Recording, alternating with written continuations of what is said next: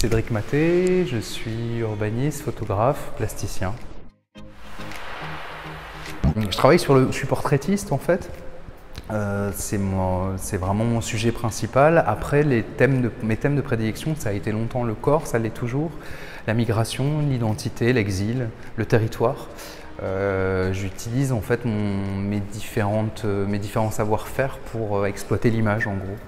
Donc voilà, et en gros là dans cette expo par exemple j'humanise la ville et j'essaie de choper des témoignages, des visages qui puissent oui, parler de ces symboles-là, de ces choses-là. Ouais.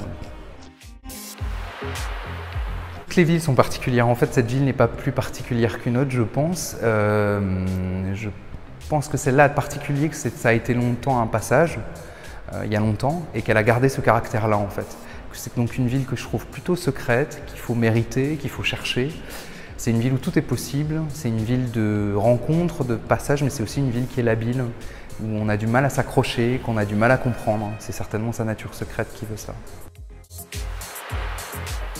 Le premier lien entre le corps et la ville, c'est que le corps s'adapte forcément à la ville. Je pense très sincèrement qu'un urbain n'est pas comme quelqu'un qui habiterait à la campagne.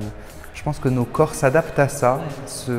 On est tous, par exemple, il y a une densité en ville, on est tous les uns à côté des autres, on vit tous ensemble. Donc nos corps doivent réagir à ça, j'imagine en tout cas.